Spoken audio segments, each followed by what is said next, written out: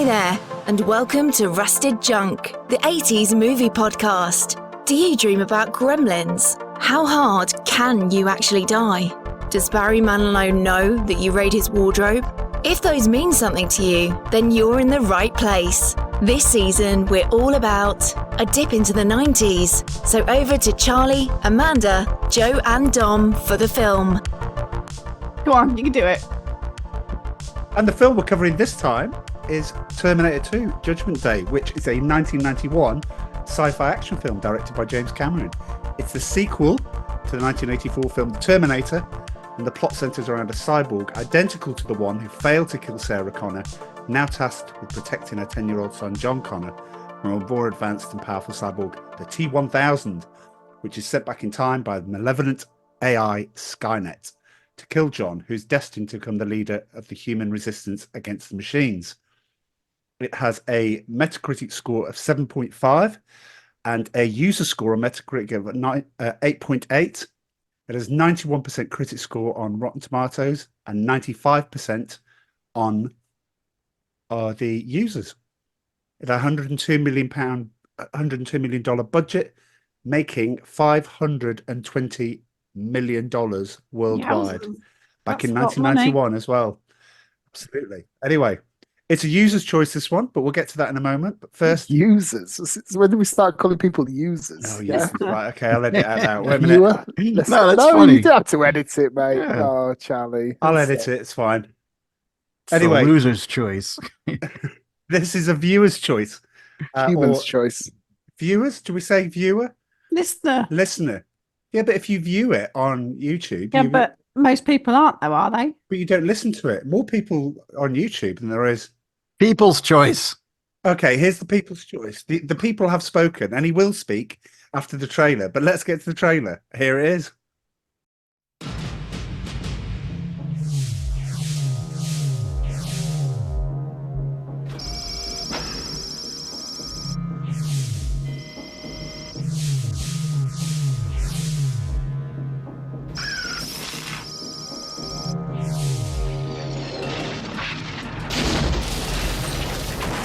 He's all alone. You have to protect him. They know its face. Stay here. I'll be back. They know its mission. But there's one thing they don't know. This time, there are two. Terminator 2. Stay down!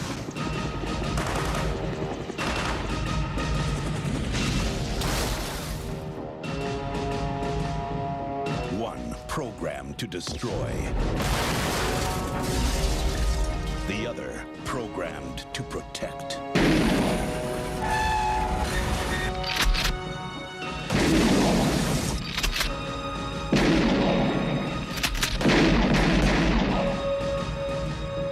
Hasta la vista, baby. Arnold Schwarzenegger.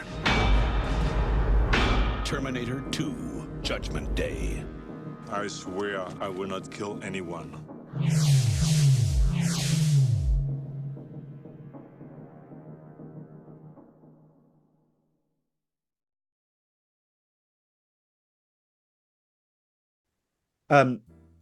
What trailer?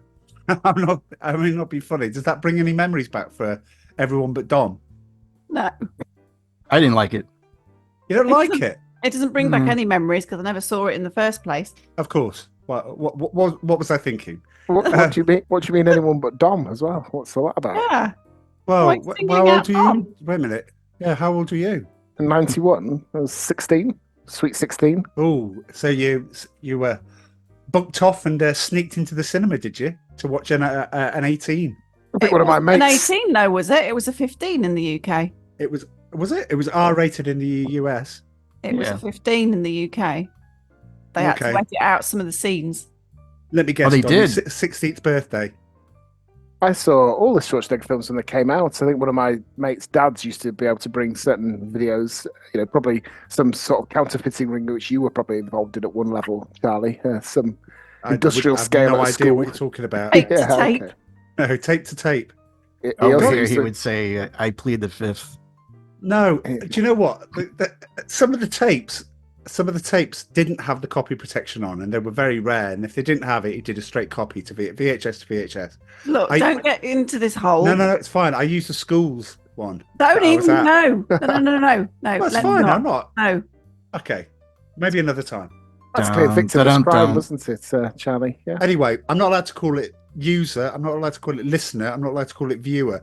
I've got to say it's the people's selection, and the person in question this time is a avid listener, whatever you want to call it, to the podcast, and loves us so much that he wanted to nominate this film because he, well, pretty much loves it as much as he loves us. So he recorded a short voicemail and he wants to introduce the film. So we're going to play the voicemail. Over to you, Kush. A big thank you to Charlie and the team for featuring my nomination for Terminator 2. For me, this film was really age-defining. I was a very uninspired teenager at the time, and the impact and the power that this film had in its time, you had to be there to really experience it. To judge it as a film, I think it's best to look at what came after it. Every single film in the Terminator franchise after Terminator 2 got it wrong for multiple reasons, and it shows you how easy it is to get it wrong. But the genius that was Jim Cameron in this case got it absolutely right, and everything spoke to everything else really organically and compellingly, whether it was the casting or the action sequences or the narrative or the screenplay, and the fact that he introduced a new character as well, and the fact that he flipped the script on the original character. It was just absolutely brilliant. And then for me, the really amazing thing is how he wrapped all of these brand new moving parts within such a compelling and forceful narrative. And there was a philosophy through the film about the human condition, about how we can get somewhere in life, even if we don't think we are very much as the main young character was, and the loyalty and the commitment of the Terminator. It just was very compelling. I'm hoping that all of you will agree with me. This was one of the greatest films of the 90s, if not all time. Well, I don't know if we can live up to that hype. Whether we're going to love it as much as he does, but he definitely makes good points. Absolutely, yeah. I mean, if anyone can't make it, maybe he wants to come on the podcast. He's more than welcome. Yeah. Use the word, as he said, Dom. I think he used the word narrative. Yeah, narrative, human consciousness. I just think it's good to have any kind of interaction and engagement from listeners. We've had Truman Show as a listener's choice, wasn't it? Now we've got this. So yeah, if you're out there, user's choice, human's choice, people's choice. It is. Just write in, email in. Yeah, absolutely. Send us a letter. See what it looks like. A letter. It looks. Yeah, post. Get it in the post. Letter. It looks like Charlie's going to be shot by the Terminator. Yeah, yeah. I can't do anything about that, unfortunately. It's the sun. We've got sunshine. I know, it's the sun. The hell's going on? Damn sun. So, that thing that you have every day, Joe. The trailer I thought was really cool because I was actually watching the trailer thinking, they're going to give it away as to who's who with the good guy, bad guy thing. And they don't. No. It's really good. That's why it's such a good trailer. Yeah. So it leaves you thinking, oh God, there's, how come there's two? And so one's sent to kill, one's sent to protect. So Arnie's obviously sent to kill. So the police guy, because he's in a police uniform, because they're obviously to protect and serve and protect. You obviously think, he's the good guy. Mm. So it's quite cleverly done. Yeah. Well, the problem with that, and I don't know if you guys experience this, is that over in the United States, I would say 95% of the people that went to go see this movie knew that Arnold Schwarzenegger was the good guy. Oh. Yeah. And I don't know how it was revealed, but everybody knew it. Oh. Not over there? I don't know, because I never went to see it at the movies, so obviously.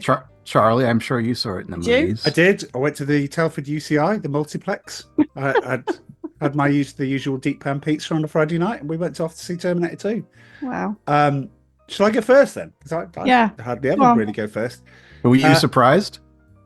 Yes, I was pleasantly surprised. I think we watched Terminator before we went to see this, just so that we're in the mood. And I think Terminator is, you know, pretty much as close to perfection as it gets. I think it's a fantastic movie, and I think this is the sequel that it deserves.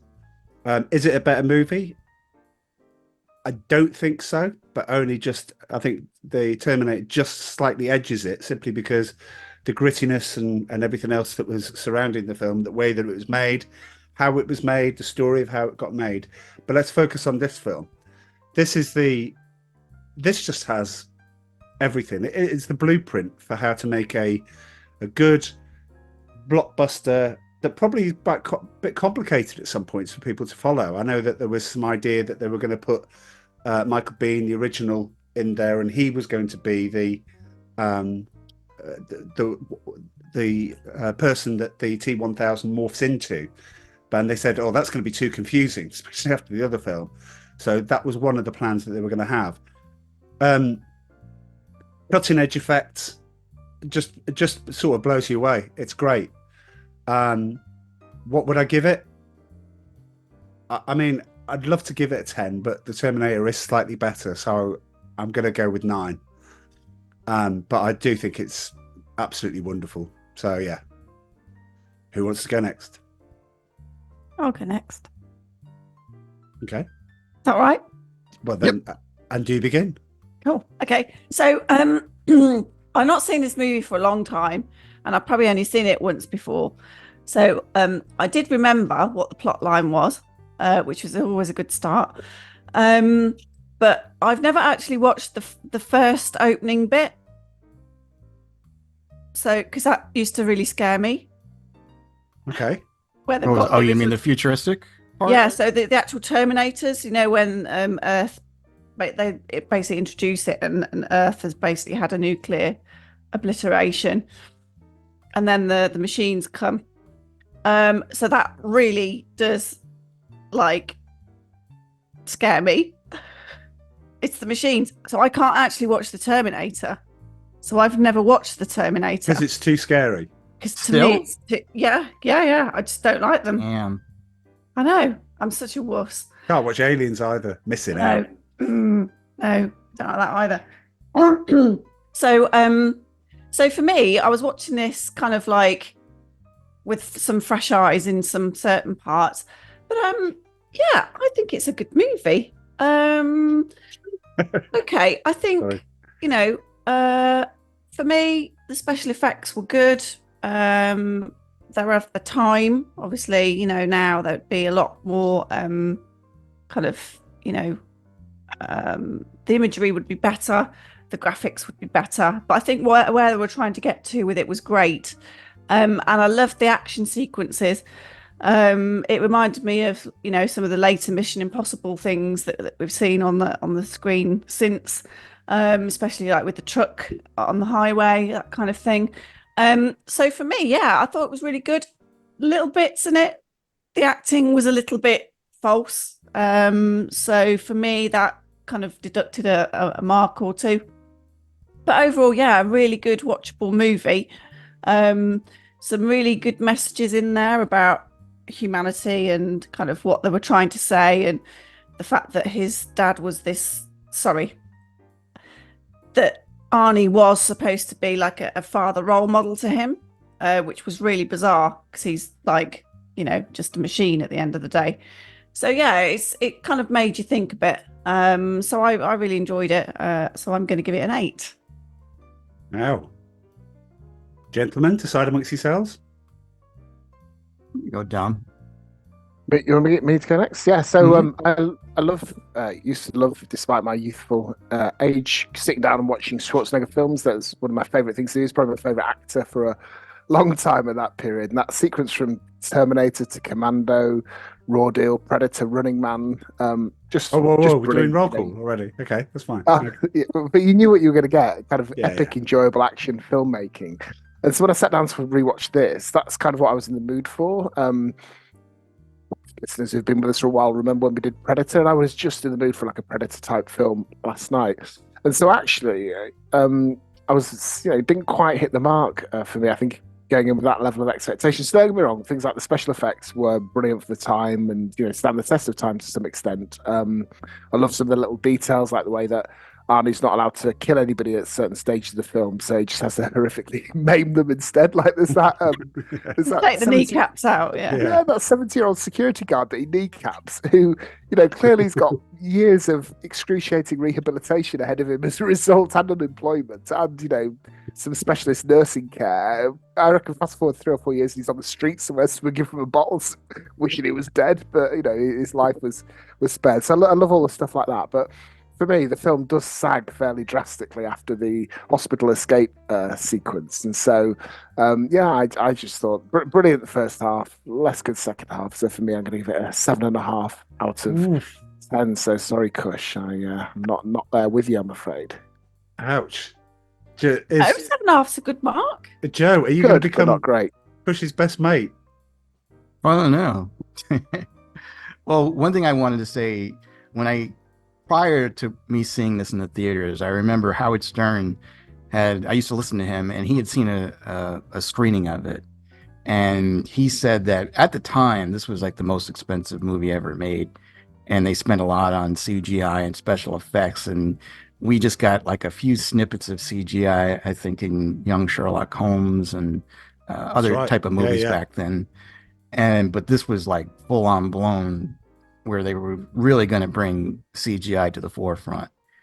And he said that, because believe me, that, the money that they spent, it's all up there on the screen. And every time I watch this movie, I think of what he said, because it's true. And when I watch the CGI, and there's very few scenes in there that are like, they could probably redo that a little better, because it's so well done, especially for back then. I did want to say, all right, so what I did was, I didn't know, because usually Charlie graciously provides us with the movies, and he was away at the time, and so I had watched it, and the only version that he had for us was Terminator 2, the extended version, I think. Yeah. And I watched that one, and I don't like that one. Yeah, it's a waste. And I want to point this out. I would like to make a petition going forward. When we review movies, we only review the theatrical ones, because I do think that the theatrical ones are the ones that we saw in theaters, and it's for the most parts, they're better. Okay. Anyway, I did like this movie when I saw it, and I thought it was better than the first one. It was... I would say again, like the first one was kind of like similar to Aliens. It was more of a horror movie. And then this one became an action movie. And they just did everything so well. I feel like they upped it for this version in the previous one. Not that I'm not a fan of the previous one, but it's not something I'll revisit over and over. This one I've revisited so many times, and I've seen it when it first came out in theaters so many times, and it still blows me away. It's just really, it's a great premise. And like I said, I was spoiled. I knew that Arnold was the good guy. And I think what it was, now that I think about it, he was on a talk show. It might have been The Tonight Show or David Letterman or something like that. And the host asked him, because there's a rumor that you're the good guy in this, and he didn't say anything. But when he said that, I think it kind of spread. And people kind of figured out that he was the good guy. So anyway, I will give this a 9 out of 10. I do like this. It's a good movie. And again, it maybe there were movies like this where, somebody went back in time to change the past and all that. But this is probably one of the best ones that, where they did it. Personally, I think. Don't you think, though, that like time travel films are fundamentally flawed, and with all the paradoxes and the plot holes? Though, because in reality, if you were going to, why try and target him when he's got this gorilla trained mother with him? Just go and bump off his grandmother or his great grandmother or something down the line. That's what they should have done. Gone back to the 1920s, yeah. And I'd like to see some guy on a penny farthing trying to escape from somebody from the future, kill a robot from the future. So it's true. Yeah, he could pull out the musket and. But you wouldn't have much of a movie. True. No, but Yes. it's the thing, plot holes. So Well, if you did have a time machine, you go back in and eradicate Terminator 3 onwards. I think probably be the best thing to just boom, just put them out of the misery, and just like. And I will say that the Terminator series for me ends with Terminator 2.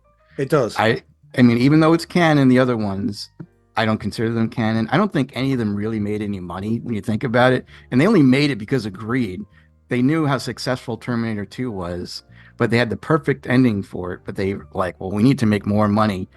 I'm pretty sure maybe Terminator 3 might have squeaked out a little profit, I think but the rest of them didn't make any money. And the TV series that they had, I don't think made money. It's just, you should have stopped on top. But they're going to reboot this series at some point with a different actor. With Arnold Schwarzenegger in this time, and the face will be on there. God. No, he'll be gone. They'll get a different actor like The Rock. Or John Cena. Oh, please no. The only good thing that the Terminator films brought us was, and I will put it in the link below, so that you can go and listen to it. It's Christian Bale's outburst on Terminator Salvation. Oh yeah, it's true. now that is great. That's wonderful. Thank you so much for continuing the series, just so that we get that outburst at the person that was in his shot. Amazing. So yes, I'll put that in the links below. It is the law of diminishing returns. It gets progressively worse. If you look at Terminator Genesis, I think that is abysmal. But then you've got Terminator Dark Fate, which is even worse. And it's just, well, obviously because I think Terminator is the top, and it just goes downhill. Terminator Dark Fate sounds like a brand of cologne. I think I'd wear that on a night out in Leeds. Yeah, just Terminator. What's that smell, Dom? Terminator Dark Fate. Yeah, I'd be up for that. I thought you wore Sexual Panther. Oh my God. Yeah. Well, okay. Works whatever the ladies love. Works 100% of the time, 40% of the time. Right, are we on to roll call then? Should we do this? This could be quite quick, but I think it might have to have interlaced with it Oscar Bants. Dom, are you ready? Born ready, mate. Great, excellent. Here we go. Roll call. Roll call. So we start off with Arnie. Just before we go to Arnold Schwarzenegger, the one thing that we had action heroes in the 80s. Let's go with Bruce Willis. Let's go with Sylvester Stallone. Let's go with Arnold Schwarzenegger. Harrison Ford. Action heroes. Yeah, of course he is. Yeah. Okay. Well, there's that T-shirt, isn't there? Yeah, it's not in the same. Yeah, because it's like you can't put like Han Solo up with Die Hard. John McClane. Yeah. Well, I think there's a case. Where'd you stand on Van Damme? That's what I want to know. Wait a minute. I used to fancy Jean-Claude Van Damme. I used to have a massive poster of him. Bet you did, yeah. Steven with his Seagal, legs split. Oh yeah, probably. Wham bam, thank you, Van Damme. Hey. Yeah. She got Tipex and started Tipexing bits of him out, probably. No, I used to use the poster. Is that euphemism? I don't know if it's. I was an adult at that point as well. That's wrong, isn't it? Is it a life-size poster? No. Yeah, she had a cutout, the one from the foyer of the cinema. It's like pin the tail on the donkey. Oh, she pinned the tail on. Certainly. I didn't care for his mullet much. Let's just say that. Anyway, something to hold on to, I think, perhaps. Arnie. I think the differences with Arnie is Sylvester Stallone can act, Bruce Willis can act, Arnold Schwarzenegger never acts. Is that fair? That's debatable. Is that fair? That's debatable. I would say that's very debatable. Well, to tell me any other performance from an Arnold Schwarzenegger film where he plays anything other than Arnold Schwarzenegger. Well, I'm saying twins. Next thing you're going to say Junior. Oh yeah, Kindergarten Cop. Yeah, that really tested his acting chops. True Lies. He was good in True Lies. It's not an act. Right, you've got Sylvester Stallone, Rocky. Incredible. Yeah, breaks down in First Blood. No, he's not playing himself. He's not playing himself. Stallone's not a great actor. I'm sorry. He's not the best, is he? No, he's never been nominated. Wait a minute, I never said he was the best. I just said he can act. Willis can act. Arnold Schwarzenegger never acts. He just projects onto screen and just basically. And don't get me wrong. Well, that's fine. It's fantastic. That's like Keanu Reeves, Clint Eastwood. I mean, they're not great actors; they're great presence. And Schwarzenegger is a great presence as long as he takes his shirt off every now and then. For most people, yes. And again, don't do him a disservice, because in real life as well, he's a rich, kind of interesting character, isn't he? Obviously, his entire bodybuilding career, which was absolute elite level stuff. Then he's run for political office successfully. He was the governor of California, wasn't he? And he's much more than just a beefcake actor. I will agree, he's not. He hasn't got a huge range, but there's a difference between being best and being favourite, and he was definitely my favourite actor when I was younger, growing up. Come on, Dave. Schwarzenegger film, then you just went to see it automatically. I can't think of many other actors at that time that I would slavishly follow like that. Yeah, okay. I mean, again, it goes downhill. I mean, you've got the wonderful thing. You've got Total Recall, Kindergarten Cop, Terminator 2, Last Action Hero, True Lies, Junior, Eraser, Jingle All the Way, Terminator 3, Expendables, Batman and Robin. Terminator sequels, and you're like, what, man? What are you doing? You just have some integrity. Just stop appearing in these. He had a campaign to run. Anyway, was his first movie? Was it Hercules in New York, or was it Pumping Iron? I think it was Pumping Iron and Hercules New York very quickly after that, I believe.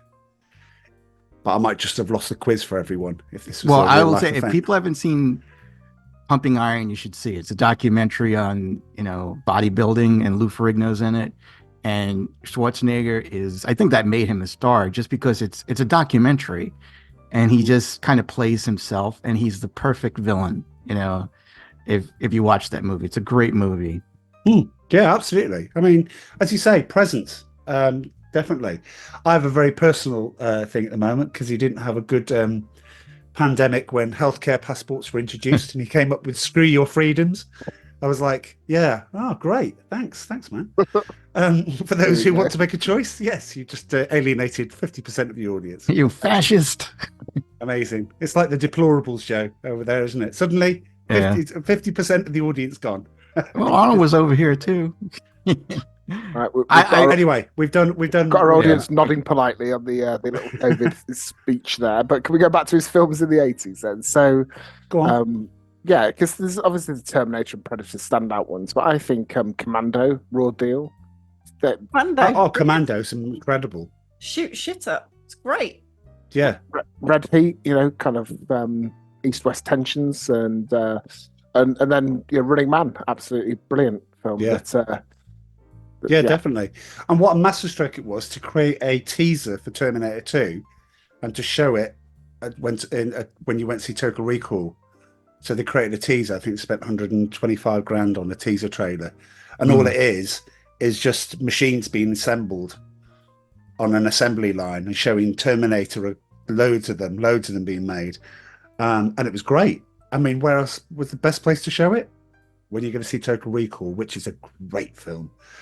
But yeah, does anyone want to make a case for his later films, like The Last Stand? No, but let me just chip in where it all went wrong for him. Kindergarten Cop. So I know he made good films after that, like True Lies and Terminator 2. But when people try and step out of character and play, go down the comedy route, that was where it all went a bit wrong for him. I thought he lost his kind of credibility and his edge a bit. He should have stuck with what he was doing, because he hasn't got this range, and it's all well and good for some actors to be versatile and trying different things, and we've seen successful and unsuccessful examples of that. But for me, that was just awful. I wouldn't watch Kindergarten Cop or Twins if you paid me. I liked Kindergarten Cop. I thought that was good. Yeah, it was all right. Bit dark at the end, but yeah. I think I remember what made him fall from grace was Last Action Hero. That was his first bomb. Yeah, definitely. Anyway, that would be a good choice for someone to revisit on this series that we're doing, a trip into the 90s, whatever, dip into the 90s, because A, I love Jamie Lee Curtis, she's one of my favourite actresses, but B, does it deservedly trip him up, and does it deserve a critical reevaluation? Is she in it? Yeah, she's in it, isn't she? Jamie Lee Curtis? In Last Action Hero? Yeah. Is she? I don't think so. Okay. Oh, sorry, I'm getting mixed up with True Lies. I thought that's what we're talking about. Oh yeah, we'll Apologies, watch everyone. True Lies. Yeah, I'd watch Yeah. True Lies in a heartbeat. Yeah. Although we Yeah. might have to call this the James Cameron podcast because we've done quite a few now, but still, Okay. it's probably good reason for that. Let's move on. Linda Hamilton, not a lot, I'm afraid. Anyone? I got an interesting story. Good, because I'll tell you what she was famous for before this was Beauty and the Beast, Hmm? and a guilty pleasure. In fact, I've been told don't call it guilty pleasure. Just go look. Screw it. I love this film. Dante's Peak. Yep. Yeah. I do like Dante's Peak. I think it's a great film. I think it does exactly what it says on Who's the the tin. star in that movie? Oh, your favorite. yeah, that's why I never seen it. Pierce Brosnan. Oh, that's better. Oh, actually, no, that's worse. Linda Hamilton, give us a story then, because I haven't got anything else. So Linda Hamilton, my friend, she lived in Maryland, and when she was younger, when she was like a kid, Linda Hamilton was actually her babysitter Oh, at the time, because that's where Linda Hamilton was from, and she was in high school. Probably was in high school, but she used to watch her and her sister all the time, and the people knew about Linda Hamilton back there, in the town that she was in, and that she wanted to be an actress, and that she wanted to go to Hollywood, and most people didn't believe that she was going to make it. So it was a surprise for them to see that she went on to be successful. And she became very successful. Not only that, she married James Cameron, and then he fooled around with that chick on the Titanic, the one that's barely in it. She's kind of like the granddaughter of the old bag in present time. Right. And he ends up marrying her, and Linda Hamilton got I don't know, she got a lot of money, at least $25 million, which I think was pretty cool of her. I mean, if you got $1 million, especially back then, that's pretty cool. Yeah. Okay. Well, It's a bit of a surprise she didn't go on to do better things because she's good in this film. She's the only one that really has to act, isn't she? The rest of them kind of just sort of like robots, aren't they? But and she's in brilliant physical shape in this film as well. A bit sinewy, but you can't fault her. She's obviously been hitting the gym. So Linda, And I was so impressed with her physique, because back then women didn't look like that. And when you look at her, you compare what she looked like in the first Terminator, which she kind of was like a damsel in distress. She was a girly girl. And then she transformed her body into this. And I know it affected a lot of women. A lot of women wanted to look like her. They started going to gyms, because again, if she could do that, any woman could do that, get in physical shape like that. And you believed her. Nowadays, when you see Zendaya kicking the shit out of 20 guys, and she's got spaghetti arms and spaghetti legs, you don't believe it. But I would believe it if Linda Hamilton was. Yes. She's incredible body. And she's a big inspiration, I think, back in the 90s for women. Oh, along with Sigourney Weaver, definitely. The two of them. Well, Sigourney didn't look she wasn't as built as, But she was the sort of the underdog. She was kick ass though, yeah. Sure, absolutely, 100%. Moving on, Edward Furlong again. Time and acting and luck was not on his side. Well, I think he's best described as a troubled individual, isn't he? He had several scrapes and run-ins, the little rascal with the law in real life as well, didn't he? All you have to do is look at photos of him on his Wikipedia page. He looks increasingly... Oh, Lord, yeah. I don't know what we can say on this pod, but like he enjoyed the party lifestyle a little bit too much. Yeah. It's kind of like seeing a picture of Kelly McGillis and then going and squinting like that. Really? Is that them inside? Yeah. Okay. Well, Bridget Fonda. Bridget Fonda. Oh, Colleen Camp. Yes. That photo that I sent you long time ago. Just been a bit cruel about women aging there, but this Edward Furlong guy, it just looks like a anti-drugs campaign as you scroll down his Wikipedia page and see just these mugshots where he looks increasingly deranged. But he did do one good film, which we there we go. Yeah, we've talked about this season previously, and maybe somebody will go for it. American History X. He plays the younger brother to Ed Norton in that, and it's pretty. He can't act in that either. It's not right. Okay, that's just but Ed contradicted. But Ed Norton acts for everyone in that film. So it just pushes up. It just pushes up everyone else's average. That's fine. Okay, no, this is well, fair enough. He's also in Good film. Detroit Rock City, which is rubbish. Yeah. But anyway, right. Let's go. We've got 3 more. Robert Patrick. Okay, nobody? Anybody? Yeah, he's a film that my kids like, Bridge to Terabithia. That's he's in that. He plays the dad in that. Oh, that's so sad, that movie. I've never seen it. I cried in that. Again, I couldn't wait to leave. I was with my friend Kim, and we went to go see it, and we both like looked at each other and I hate this movie. It's like, because every time you would stop crying, something else would make you cry more. And I will say, I do cry at movies at times, not all the time, but yeah, that movie's so sad. What's it called? Bridge to Terabithia. Yes, so Terabithia is this kind of fantasy world that these 2 children who are good friends create, and without spoiling the film, because it's definitely worth watching. There's a tragic event that happens 2/3 of the way through the film, and I watched it with my youngest daughter Rose when she was 11 or so, and she was in floods of tears watching it, and does tug at the heartstrings. But it's not just a sickly sentimental film. It's it kind of earns the right to hit you like that, I think. So it's worth watching. I hope it hasn't put people off. But yeah, Bridge to Terabithia, where this Robert Patrick plays the kind of grizzled, hard-working dad. It's a good performance in a good film. Oh, I didn't have that on my list, so that's great because it's a recommendation for me because I'll go and watch it now. Okay, if the 2 of you like it, yeah. Like you normally do when you're watching films, Charles, just have the Kleenex at the ready, eh? But this time for tears.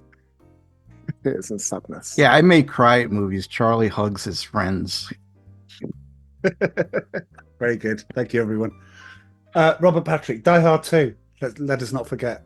Really? Yeah. He's one of the terrorists that are waiting for them in the end of the escalator. Or not escalator. What they call flat escalator. Flat escalator? Travelator. That's what you run on for... That's like for gladiators. It's a travelator.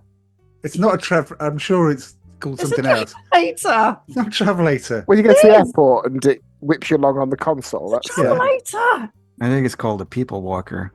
There you go. See, that's better. That makes more sense. Like something out of Game of Thrones. Rather than gladiators. But still. It's not called, it's none of the above. That's right. Let's just call it what it does. Wayne's World, Fire in the Sky. He plays the T-1000 in The Last Action Hero, as does Sharon Stone play Catherine Trammell in The Last Action Hero, which we discussed before. I feel I should mention Jamie Lee Curtis at this point again, and just to compel my earlier error. Striptease, Copland, The Faculty. He was in The Sopranos. What? Copland. Cop. Sorry. What did you think I said? Cockland. Filthy Mind. That's a completely different type of film. You need your Kleenex for that one as well. Eh? He wasn't in that one. He wasn't in that. Amanda would like to visit Cockland. Stop. No. The Sopranos, X-Files, where he took over from Mulder and completely destroyed the show, and Charlie's Angels Full Throttle, where he's in it for about, I don't know, I was kind of surprised he didn't go on to have a good career. Yeah, he might have been in all those movies, but he'll always be remembered for Terminator 2. How have we got 2 more people to do after those 4? Because that's I'm doing a quick one. Jeanette Goldstein, obviously Vasquez from he says, because I think that Vasquez from Aliens. She's also in Near Dark. She plays the foster mum. This was the first time I recognized that those were the same actress. I had no idea that she was Vasquez in Aliens. Right. Yeah. She's the one that answered the phone, isn't she? That's right. Yeah. Yeah. She was also her answering the mother. She was also ripped in that performance in Aliens, wasn't she? If you're talking about women who've been to the Incredible. gym. Yeah. Vasquez, Yep. yeah. And I said it on my podcast. If I went into battle, I would love to have Sarah Connor and Vasquez on my side. Yeah. Now, Yeah. what kind of battle is this? Joe? I don't know. Against the incoming invasion of Terminators or whatever the hell else is. Oh, okay. They are only actors, you know that. No, but I'm just saying a type of person like that, and instead of having friggin' Zendaya next to me in battle, because on my podcast I kind of rag on a lot of times how they make women so powerful. Yeah, but those were powerful women. Like if you're gonna, if you're going to talk the talk, you better walk the walk. And, I believe that Vasquez would kick my friggin' ass, and so would Sarah Connor. You might just describe the plot of Copland. But anyway, if you've got them either side of you, I'm sure you're in heaven. Women know your place. That's what we say on this pod. Well, we're appealing to that 3% now, aren't we? The 3%, exactly. The last one, Joe Morton, the guy from Cyberdyne Systems. I can't remember his name. Just call him the black guy, Charles. Go on, It's just the black guy. He was the commander in Speed, Executive Decision, and came back for the abysmal Speed 2 Cruise Control, of which he was uncredited. I thought he was the most believable. Dyson, he was Dyson, right? Dyson, that's it. Thank you. Yeah, Dyson. The minute the LAPD rock up, the first thing they do is shoot the black guy. So I thought that probably was the most believable thing in this film, really, to be honest. Crikey, social commentary. Right, I'm going to take the knee at this point. Yeah, that's the end of roll call. Right to the film. He was in Justice League. He actually played Cyborg's father. Yeah, I forgot all about that. Presumably because Justice League is dreadful. My brain just shut it out. Right to the film then. Can I just point out that one of the things that you said at the start is about the CGI in it? I don't think it overuses the CGI. I think he's got a toy which he got from the Abyss and went, oh right, okay, well, I can do some other stuff with this now, and does it really well. But they wanted to CGI the helicopter going underneath the bridge. No. They wanted to, and then they said, right, if you're going to do the helicopter underneath the bridge, forget it. We're not going to film it. So he just got the guy in the pickup, and he went on with him and said, I'll do it myself. It's fine. I don't need. If you don't want to do it, if you don't believe in it, that scene reminds me of the scene in Blue Thunder where they're going down the break and they're going in and out. And I couldn't find it in time, and I'm sure it might be, but there was it was Vietnam vets that I know that you've all seen the cameo that I had from Malcolm McDowell where he was explaining how those scenes were being filmed, and he says basically extremely good chopper pilots that don't have the fear. And that can go and do that sort of stuff. And it's just like, that's incredible.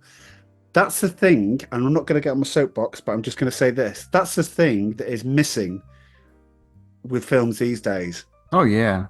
It's just proper that bold action. Yeah, it's just a stunt. It costs a lot though, isn't it? Yeah, it's a stunt though. It's somebody doing something rather than CGI the stunt. Yeah, but Mission Impossible it's has bullshit. come back to actually doing a lot of action, hasn't it? Yeah. You could have easily CGI'd that jump off the cliff in Mission Impossible. You could have just CGI'd it, give it to them, but instead you see the total commitment he has in order to make sure that scene is real. Yeah, more what Peter Jackson did with Lord of the Rings. Yeah, amazing film. He used CGI, with Gollum basically, and other minor things. Then he did The Hobbit. Everything was CGI, and he got rid of having actors portray the orcs with makeup that looked amazing. And even what's incredible with this movie too is that whole opening scene that Amanda has never seen is not CGI. It's all practical effects, and that's fantastic. I mean, good, credit to him. Love him. Yeah, absolutely. It is a great opening to the film, and it's a shame we've not seen it, Amanda, because it's executed really well technically, but it's also pretty compelling, isn't it? I do personally love a good dystopian story anyway, and I thought that was great. And if you're in a cinema seeing that for the first time, big screen, sound effects, then wow, you're straight into the story. And without getting too far ahead of ourselves, the first 20 minutes, half an hour go along at an incredible pace, really. Yeah, and what's haunting as well is the sound effects. It's the machines, isn't it? Not the machines as such, but the sound effect they put on when. Oh, the music. Machine, yeah. It's sort of quite haunting. And then we cut to our world, and with a naked Arnold Schwarzenegger in a parking lot, don't we? Yeah. Surely you've seen that bit, Amanda. Which bit where did you start the film? Part? Well, yeah, so Arnie with his bum out. No? Wow. Remember that part? Okay. What point did you start the film? Did you? What do you mean? What point did I start the film? Well, you didn't watch the first bit, and you didn't see Arnold Schwarzenegger's. You didn't watch Naked. I watched it with you. Yeah, but you didn't see his butt. You didn't see I thought Naked you Arnold? meant in today's. No. Sorry, I thought.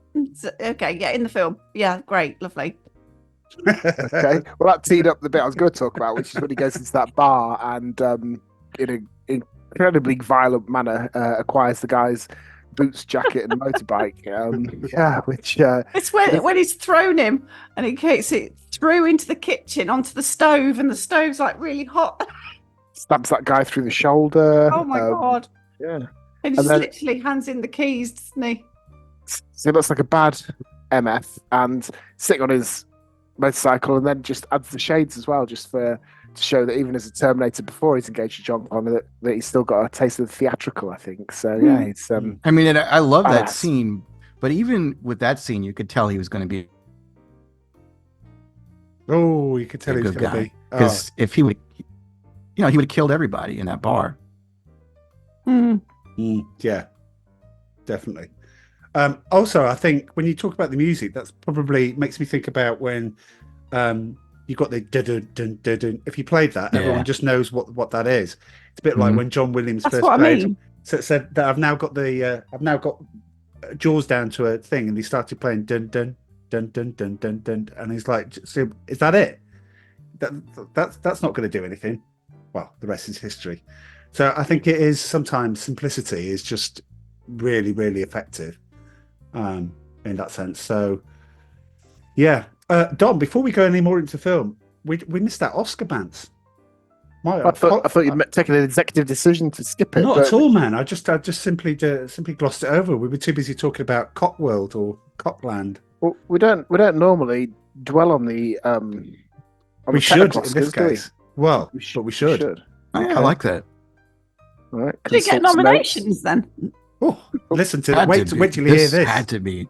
Yes, he got nominated for 6 Oscar Academy Awards and won 4 of them. So it won for Best Makeup, Best Sound Editing, Best Visual Effects, and it missed out for Best Cinematography to JFK, Charlie, so your personal favourite, and lost out to Best Film Editing also to JFK as well. So nice. Yeah, normally it'd be a rhetorical question. What would you rather sit through, Terminator 2 or JFK? But there's at least one member of this pod for that. That would Terminator be pretty...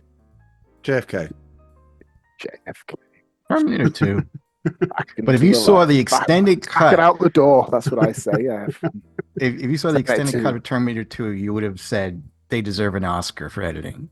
Oh, absolutely. Oh, really? Is it not very good then? No, it just adds a lot of fluff. It's like, they extended the movie and they kind of changed a little bit of the theme. Like the thing that I didn't like is that they opened up Arnold's head, removed his chip, so he became a learning Terminator. And we didn't need that. That's just fluff. Yeah. If you sat through the extended edition of JFK, you'd die of old age, or it'd possibly still be going on to this moment. Yeah. Oh, wait a minute. It's my choice next. Oh, right. Oh, no. Bloody hell. It's been a while since it's been a punishment choice, isn't it? It's not JFK. Here we go. All right, it's not JFK, and it certainly isn't Forrest Gump. I'll have to leave that to one of you later. I know one of you's going to choose it, so it's fine. Probably Joe. Probably sitting there waiting like this, going, "Oh, I can't wait." Yeah. So, I think the start of the film. I mean, I remember the start of the film in Terminator. Equally, visceral sort of start to it and sets it up. I think it doesn't do itself much favors by playing bad to the bone. That's kind of like, yeah. I like that. Can we take? We kind of get that. If not, don't need to like point us to absolutely everything. I mean, I get that. It's a bit more. It's got a bit more fun in it this time. Bit on the nose, yeah. Would you want him to play Locomotion? Yeah, Dancing Queen. Well, speaking of Dancing Queen, we then get to a naked Robert Patrick. I don't want to sound like I'm obsessed with the actors when they're naked, but he then morphs into a cop with his cop uniform. I thought he was a bit camp there, really, a little bit YMCA in his cop outfit. So that's my thought. I'm not sure he was too much of a villain, slightly camp villain, perhaps. See, I did have I did have a bit of trivia with Robert Patrick. He learned to run and just breathing through his nose. And he became so good at it, he could actually catch up with all of that because he wanted to give the facade that he's not going, clutching at his heart, going, oh, God, for God's sake, please slow down. You went to the, looks like you went to the Tom Cruise School of Running as well. Yes, but this is this is one of the things that I've got. Why would the robot, the T-1000, Rob Patrick, have a surprised look on his face and have a shocked look on his face like he does at the end? I'm not going to go there. Why? He's just a thing. He's just a robot. He should always look like that, and it should just be like totally emotionless. But he's like, wow. Why does he have to resemble a human? Or like, because he could just be liquid and just get places faster. Well, he was the floor. Yeah, I was gonna say, why didn't he like make roller skates when he was running after them? Roller skates, yeah. We play the Benny Hill music. It is the fastest form of transport, as we all know. So yeah, that's he transformed. He could have been innate objects, couldn't he? You know, not humans. Why was he taking human form all the time? He could have just been a bike. Mm-hmm. You know what I mean? And somebody sits on him, and they goes, He could have just been the motorbike, couldn't he? If he's liquid, he can hide down the cars. He can hide down We wouldn't the need to park it because then he'd just change into a human. And he's a fast runner too. It's like that, the one thing that kind of like I thought about was when he pretends to be Sarah Connor and he calls for John. Why don't you just run and stab him instead of like reaching out to him? Well, yes, there is that. There is that. I'm sorry, picturing how he's going into the toilet and just spiking through. Anyway, right. Oh, that'd be cool. Yeah. Just have to pause a moment because do you know how much Arnie got paid for this? By the way, did anyone do? He got paid a lot, I think. I would say million.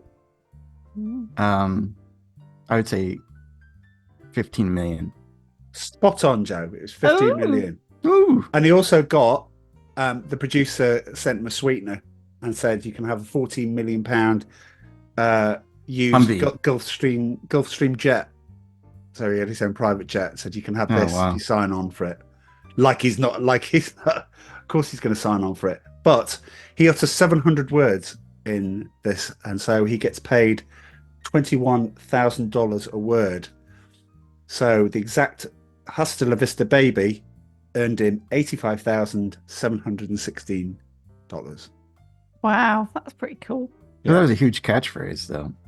Oh yeah, Hasta La Vista. Obviously, I'll be back. He's got to wangle that in each of them just because of just because. Where did that first pop up? I'll be back. Terminator. Oh, was it? One. Where he went to the desk at the police, and they. I've not seen. And then he goes, "I'll be back." Leans in. There you go. And then just keeps reusing it because everyone goes. That's the thing about catchphrases, isn't it? Yeah. Well, if you just say it once, it wouldn't be a catchphrase, would it? So, hence. But it could be. You can't have a one-off catchphrase anymore. That'd make no sense. Hence. Thus, it's a catchphrase. That's what I say. Look, let's move on. I want to talk about the bit where he does the foster parents because that's quite a good scene. But are we there yet? I don't know. Charles? Yes, I think we've just got to generally talk about the film now rather than go through it scene by scene, which I think you're looking to do, Dom. But we're not doing that because we'll be here for another hour and a half. When they're talking to each other, both being false people on the phone, and he says, "Your foster parents are already dead." And he's got the knife through Tom's throat. Who said that? Where was he from? Community. Diplomatic immunity. He went a bit South African, I think. That was, Your foster parents are dead, you white bastard. Jesus. That's the worst. Perhaps I've misremembered. Right. Well, yes, we've already done Lethal Weapon 2, and I'm sure we discussed that at great depth and then as well anyway. So, Amanda, you were okay with that, that mother striking her husband in the mouth while he was drinking milk, but you couldn't watch the opening. Yeah, she's funny like that. Yeah. Yeah. She'll watch John Wick. She'll watch Decapitation. She'll watch The Boys. She'll watch all of that. What? I think it's just robots. Some robots standing on eyes. Skulls. Yeah. Oh, yeah. I don't. No, but it's creepy. It's not nice. What about when that kid catches on fire when they do the nuclear explosions later on in the film? How did you feel about that? Yeah. That was all right, was it? Toddler burning to death in front of our eyes. Not real, though, is it? Well, what's the term? But the robots are. No, but they could be real. That's just the thing. What about the security guard getting stuck in the eye? Oh yeah, he gets fingered, but not in a good way. He's killed by flooring. What a way to go.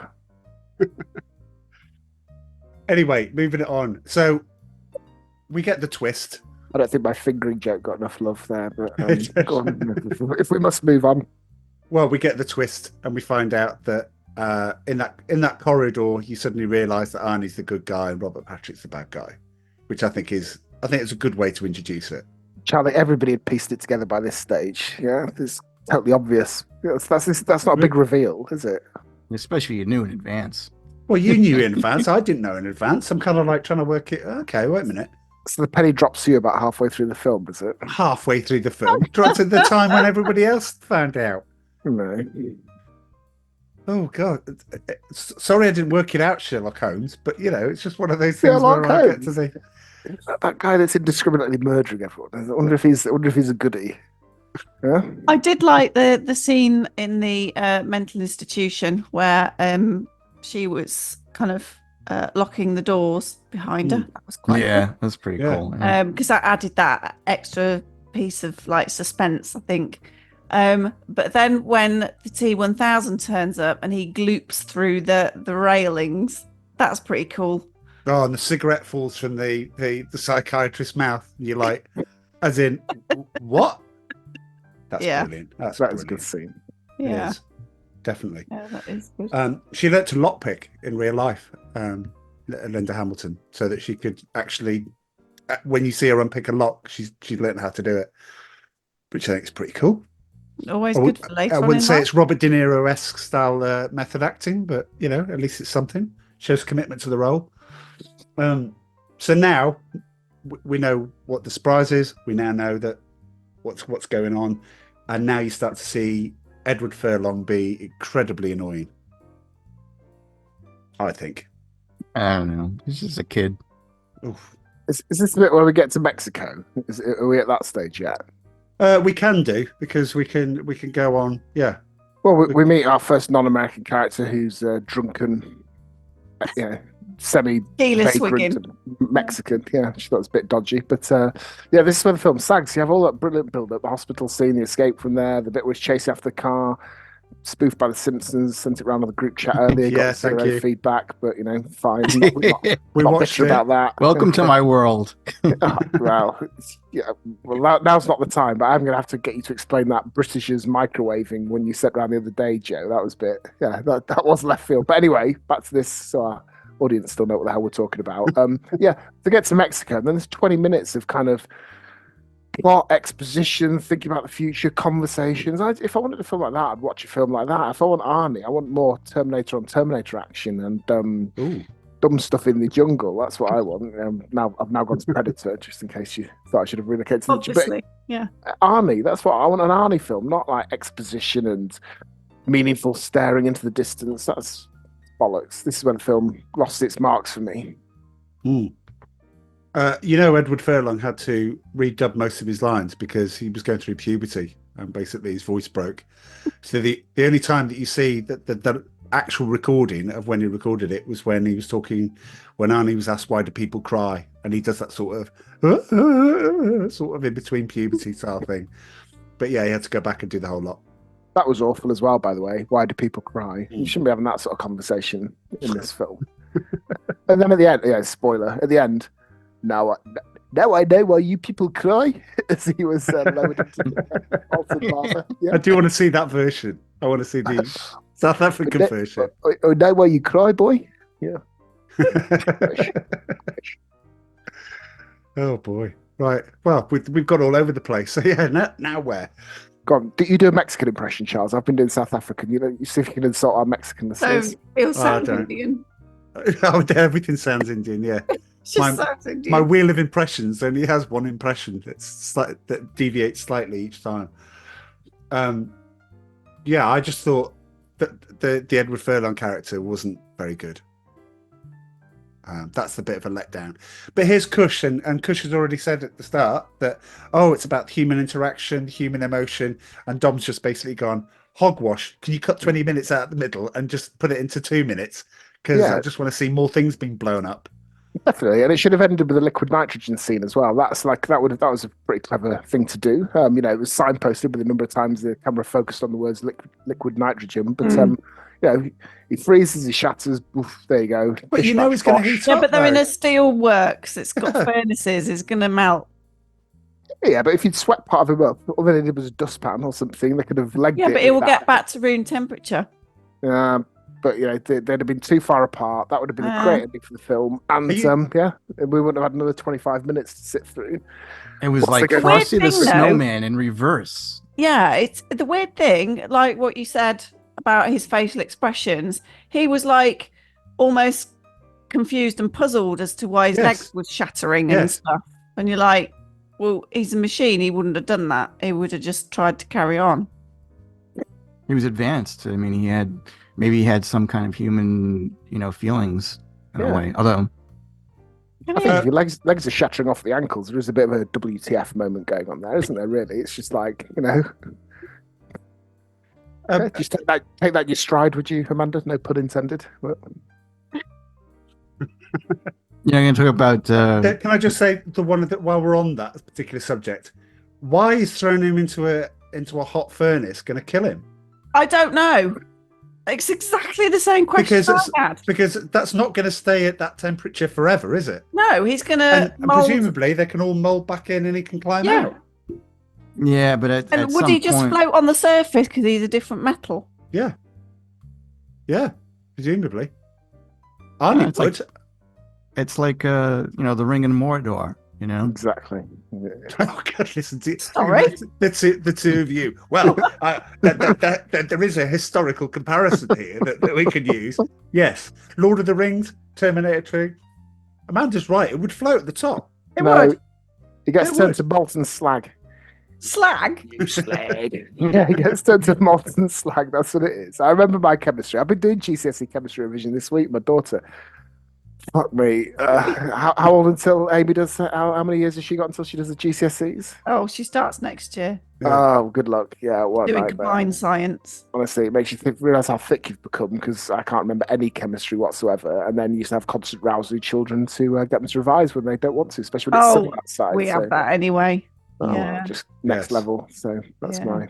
Yeah. I'd have jumped into that molten steel earlier today. So yeah, I think it would just. Like the T1000 would just be a layer on the top because his metal, because it doesn't say what it's made of. Obviously, it's very intelligent because it can glue back together and remold itself. So it wouldn't just want to mix with normal steel, would it? It would want to do something different because it's supposedly some kind of, advanced technology metal thing. Yeah, it can pull itself back together. We've just seen it do that. Why can't it was really hot. Yeah, really hot. It was like the sun hot. It was hot, so therefore it trumps everything you just talked about because it was well hot. So, did you not see him go through his he was trying to turn into people who'd already been in the past? Why? Yeah, confused. But why? Because it was well hot. That's just accept it. Jeez. Right, okay. He was dead. And then the film abruptly did end, so thank God for that. So, thank God, you didn't see the futuristic ending. You didn't mention Linda Hamilton's twin sister. Yes, so who was... No, you mentioned the scene. I didn't mention it. No, why don't you mention it? Oh, no, when the T-1000 turns into Sarah Connor and calls John, that's actually... Well, part of it, it's hard to tell which one is her twin sister and which one isn't. You probably know, Charlie. I think the twin in the background because there's more depth there, so you can go away with it. But yeah, it's very. I didn't know she had a twin until we looked at the credits when we watched the film. My friend did. Sometimes she babysat for her too. I feel there's another story in there, Joe. There's something that we're missing. Twin Babysitters. I've seen that episode on Pornhub. Yeah, it's where I went anyway. And on Pornhub. Babysitters. Yeah, Babysitter's not the children. No, edit this bit out, Charlie. This has gone wrong. Bloody hell! Good Lord. Right. Well, you are right. Terminator 2 should have finished there, and then that's it. There's no more. But yet they resurrect it, even though everything's been destroyed. I can't even remember what the premise for Terminator 3 was to. Well, hang on a minute, because milk it dry. They had to destroy the chip and the arm. Yeah. Well, Arnie's arm in this gets mangled up in the steel, and it pulls off. So they've got another arm. They didn't destroy that arm. That's just steel, though. But the chip was the important part with Arnie. Yeah. Army. No. You see, that in my mind was like, oh my God, they've still left a piece of robot behind. The janitor threw it out. Yeah. Does that not like lead into Terminator 3 or anything? Can't then remember. But honestly, it's just no. You see the turning on of Skynet in Terminator 3. So it still happens. Yeah. Well, Judgment Day does happen in Terminator 3. Yeah. I can't remember Terminator Genesis. It was just that. So it was all a waste of time in Terminator 2 then. Yeah. Yeah. So how did that actually happen then in Terminator 3? They send back another robot. This time it's a woman. It's a chick. It's a chick, yeah. Christiana Locu, the supermodel at the time. She's hot. Yeah, she was. But yeah, basically chasing John Connor and Claire Danes from like Romeo and Juliet. Yep. Hmm? But she was the daughter of the admiral that's working on the project to purge the system of something, and it's called Skynet, and it'll make everything better. So Skynet creates the problem and then said, oh, we're the solution to clear it, so you might as well give us full control over everything. And they do. And they set off the nukes. And it's just, it's passable. If it was raining on a Sunday afternoon and you can't get the TV to turn on to anything else, and all you get is Rise of the Machines. Yeah, all right. Okay. But just for historical reasons only. Well, that's quite a bleak thing. Go and read a book or have a walk or something. Just sit there and watch. Oh no, you're strapped into the chair. You can't move because your legs have gone to sleep, and a few more layers to what would be required. Fair enough. Yeah. But it changed the whole premise. Like my name that I have above is No Fate, but what we make basically. Ooh. They basically say in this one, no, there's fate. You can't change fate. Yeah. Oh, and in the end, there'll be a dark fate. So yes. Oh yeah. We'll come full circle. Linda Hamilton looks like Hillary Clinton.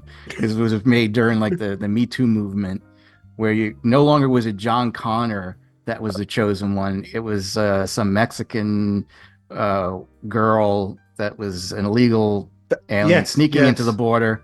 And then there was a female Terminator protecting her. You know, it just was. And John Connor gets blown away. John Connor gets blown away by Arnie in the first 2-3 minutes. What? This doesn't make sense. Oh, it was super woke.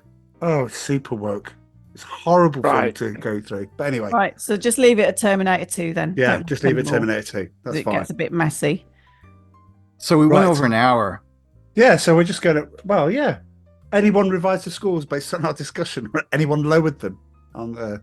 No, but I want to just point out the reason why I've called myself the police chopper pilot is because when the T-1000 goes up in the helicopter, he just basically says, get out. And he went, okay. And then jumps out the helicopter. And you're like, that's just... And dies instantly as he hits the concrete.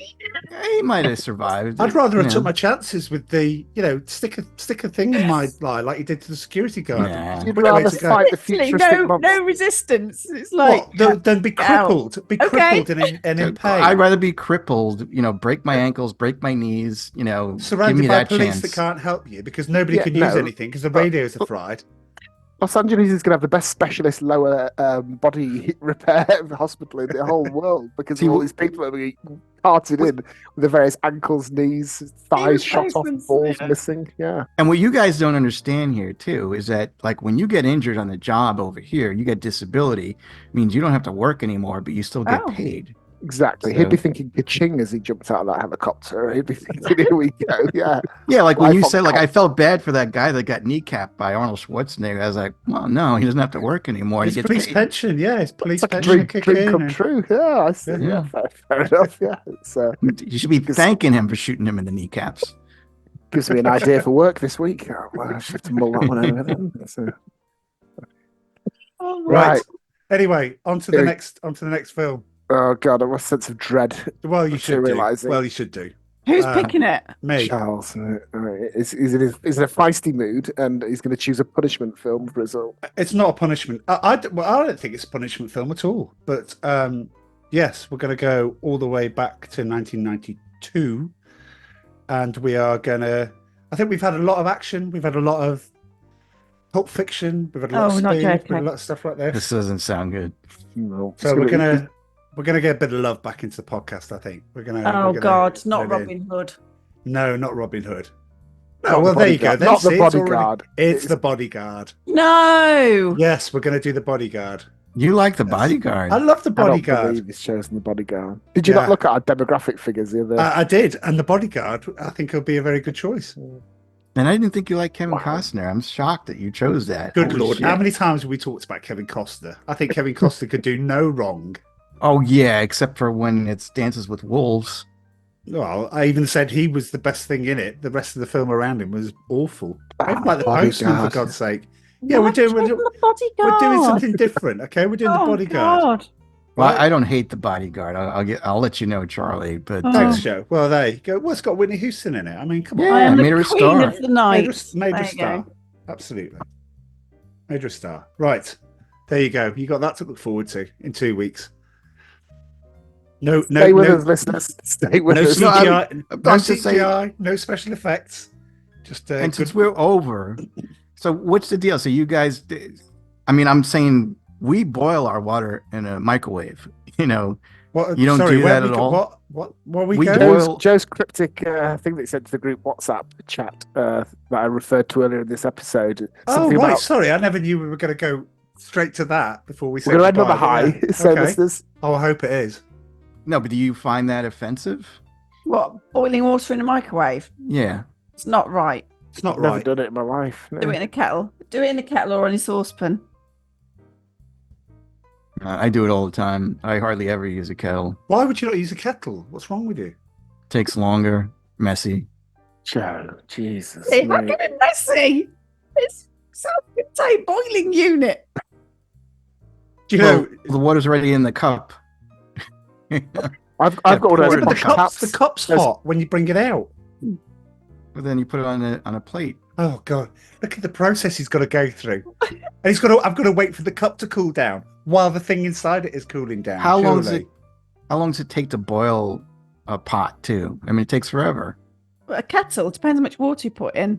Depends if you watch it or not as well. Well, indeed, yes. And it depends if you've got one of these new taps in your house. I have. That's what I was on That about. has- Yeah. Yes. Instant boiling water. You have to On give it Oh, a really? Oh, so mini- you'll use a mini that, hand though. job, and there you got boiling water comes out. So that's your. That's Yeah, your But it's finish. better than drinking coffee with oven gloves.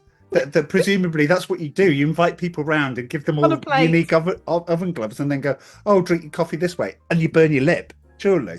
Health and safety, Joe. You don't Yeah. burn your Because lip it when heats you're the drinking. cup as well.